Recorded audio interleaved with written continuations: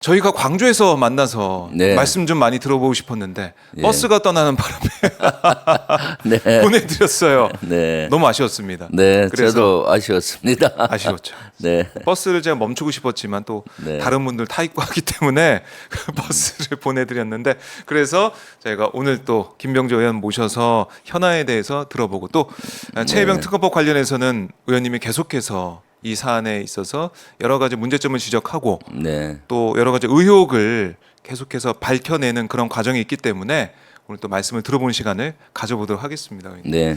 자, 화면 보니까 저 지금 아, 네. 광주 현장 모습 광주 저희가 5.18. 아, 예. 네, 기념식 네. 현장 말씀을 들어보는데 예. 갑자기 버스가 떠나서 저도 보내지 말까 그러다가 위원님을 보내지 네. 말까 그러다가 그냥 보내드렸는데 광주역 그 광주 민주화 그 기념식이 네. 끝나고 송정역까지 국회의원들이 이동해야 되잖아요. 같이 버스로 다 이동하더라고요. 이동해서 막 버스가 출발하기 직전이어서 놓칠 뻔했습니다. 놓칠 뻔했습니다. 큰일 날 뻔했습니다. 네. 그래서 저희 그때 못 나왔던 얘기 또 네. 플러스 현안에 대해서 말씀 좀 들어봐야 될 것 같은데 자 지금 여기서 지금 저희 생방송 생중계로 진행했기 때문에 네, 문이 닫히는 걸 저는 못 봤는데 네. 우리 박정훈 기자님 예. 보고 다시 문을 협조해서 열었죠. 네. 아니면 택시로 가야 되는데 택시가 아마 저까지 그날 인원들이 많이 오셔서 오지도 못했을 겁니다. 맞아요. 시간이 네. 또 오래 걸렸을 것 같은데 네. 결국 늦지 않게 버스를 타고 이동하셨습니다. 네. 자, 이 광주 민주화운동 기념식 저희 현장도 봤지만 이따 더 얘기를 나눠보도록 네. 하고 일단은 최혜병 특검법 오늘 윤 대통령이 제2요구권 그러니까 네. 거부권 행사할 가능성이 큽니다. 네, 어떻게 그렇죠. 좀 예상을 하고 계십니까? 저도 윤석열 대통령과 국무회의에서 네. 거부권 행사를 건의하고 대통령께서 그걸 결재하지 않을까라는 생각을 하고 있어요. 네. 사실 그렇게 해서는 안 되잖아요. 이번에 특검법을 윤석열 대통령은 수용을 하고 네. 공표를 해야 된다고 봐요. 이 시점으로 공포하고 국정기조를 획기적으로 바꾸어야 되는데 네. 아마 이 기회를 놓치면은 이것이 마지막 기회를 놓치는 우를 범하지 않을까라는 생각을 합니다. 네. 왜냐하면 민심이 이것을 준엄히 심판할 거 아닙니까? 거부권 행사한다면은 우리 민심이 얼마나 무서운지를 절감하게 될 것이고 네. 우리 당과 야당에서도 거부권 행사는 국민에 대한 선전포고다라는 생각을 하고 있어요. 그리고 정권 몰락으로 가는 시초를 가되고 이것이 분수령이 될 것이다라는 것이 저의 개인적인 생각이고요. 네. 또 거부권 대통령으로 낙인이 찍힐 수가 있죠. 벌써 거부권 10번째 대통령. 예. 한다면 10번째가 되잖아요. 네. 역대 어느 대통령도 이렇게 하진 않았습니다. 그러니까 이렇게 거부권을 남용을 하는 대통령으로 낙인 찍히게 되리라고 보여집니다. 예, 예. 제가 두 자릿수 거부권 행사하는 대통령 네. 뭐 예상하지 못했는데 10번째까지 거부권이 왔습니다. 근데 네. 특히 최혜병 특검법 같은 경우는 국민 여론을 쭉 보면은 뭐 10명 중에 6, 7명 정도는 그렇죠. 특검을 받아라라는 얘기를 하고 있어요. 거부권 네. 행사하면 안 된다 이렇게 얘기를 나오고 있는데 네. 그럼에도 불구하고 민심은 딱 정해져 있는데 네. 그대로고 움직이지 않고 있는데 대통령은 거부권 행사를 한다.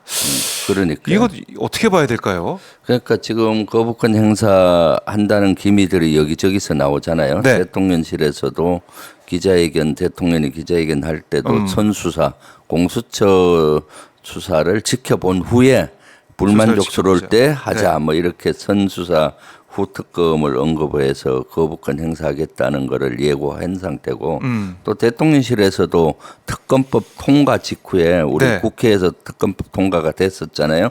직후 발언을 보면은 일방 처리된 특검법이다 이것은 그래서 대한민국을 혼란에 빠뜨릴 수 있는 사례가 되기 때문에 대통령실에서는 엄정하게 대처하겠다. 이건 뭡니까? 거부권을 행사하겠다는 거거든요. 네. 그리고 또 제가 더 어이없는 것은 지난주 언론 보도를 보니까 윤 대통령이 16일 날 국민의힘으로 초선 의원들하고 예. 모임을 하면서 여당의 협상력을 높이기 위해서 대통령 거부권을 잘 적극 활용하라 이렇게 얘기했다고 해요. 참 국민의 총선 때 해초리를 맞았는데도 네.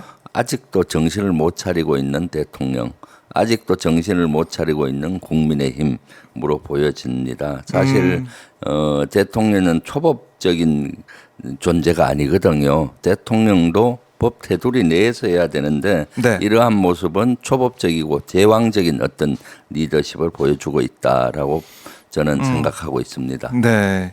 어제도 이제 윤 대통령이 네. PK 지역 당선자들하고 만찬을 했다고 그러더라고요. 네. 한남동 관저에서 만찬회도 했는데 이렇게 얘기를 했다고 합니다. 거부권과 예산 편성권 같은 헌법상 대통령 권한이 있는데 당이 민심을 살펴서 건의하면 반영하고 당의 의견을 적극적으로 듣겠다. 이렇게 얘기를 했으니까 아까 이제 언급하신 네. 것처럼 그 기조가 계속 이어지는 거 아니겠습니까? 네, 그렇죠. 또 적극적으로 얘기해라. 내가 대통령 권한 다 쓰겠다. 그리고 제가 뭐 매체인가 네. 보니까 그 참석자 중에서 예. 자기들이 뭐 호위무사 대통령의 호위무사가 호위무사. 되겠다라고 하니까 대통령은 당의 호위무사가 되겠다라는 얘기를 서로. 했다고 들었는데 네. 참 이것이 뭘 의미하는지 호위무사. 네. 아니 대통령을 지키겠다. 국회의원이 네. 국민들을 지키고 국민들을 위해서 봉사하고 이래야 되는데 그럼요. 대통령의 호위무사가 되겠다. 네. 글쎄요. 야, 이 국민들 볼 때는 이게 국회의원의 자세가 맞느냐, 태도가 맞느냐 비판이 그렇죠. 있을 것 만약 같아요. 그런 얘기가 오간 것이 사실이라면 네.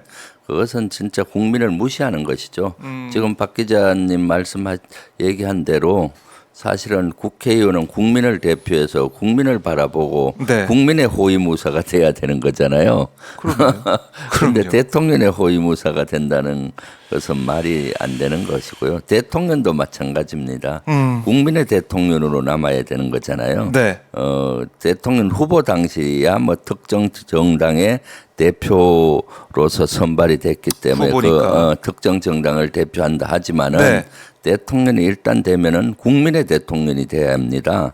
여든 야든 또는 뭐 진보든 보수든 다 아우를 수 있는 포용력을 가진 대통령. 근데 대통령이 특정 정당의 호위무사가 되겠다라고 발언을 했다고 하는데 그것은 너무 스스로가 대통령이 뭘 포기하는 발언과 비슷하잖아요. 네. 그렇네요. 네. 지금 대통령실 주변에서 또 여당 당선인들 얘기를 나오는 걸 들어보면 네. 국민님도 그렇고 대통령도 그렇고 바뀌는 모습이 없어서 네. 국민들이 볼 때는 총선 이후에 어떤 효능감 이런 게 전혀 안 느껴지는 이런 답답함도 있습니다. 네. 어쨌든 이번에 오늘 이제 국무회의에서 윤 대통령이 거부권 행사하고 나면 이게 국회로 다시 오지 않겠습니까? 네. 재표결을 하게 되는데 3분의 2가 필요해요. 그렇습니다. 3분의 2가 과연 될 것이냐 네. 어떻게 보십니까?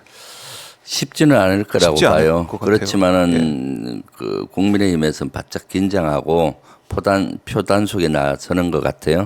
지금 사실 이번에 국민의힘에서 낙선한 의원들이 55명이라고 합니다. 네. 그래서 55명 중에 17표의 이탈표가 생기면은 이거 통과되는 거잖아요. 3분의 2가 넘어서 그렇죠. 벌써 안철수 의원은 특검 찬성한다고 말을 계속 하고 있으니까 16명 확보하면 될 것 같고 네.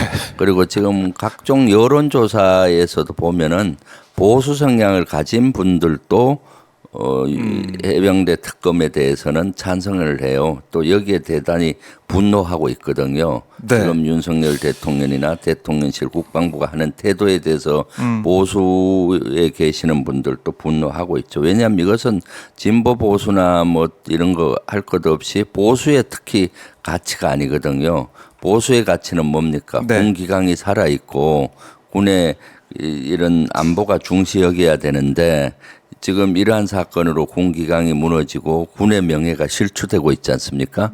이런 것들을 보수론자들도 제대로 볼 수가 없는 거죠. 지켜볼 수 그래서 없다. 해병대 특검에 대해서는 네.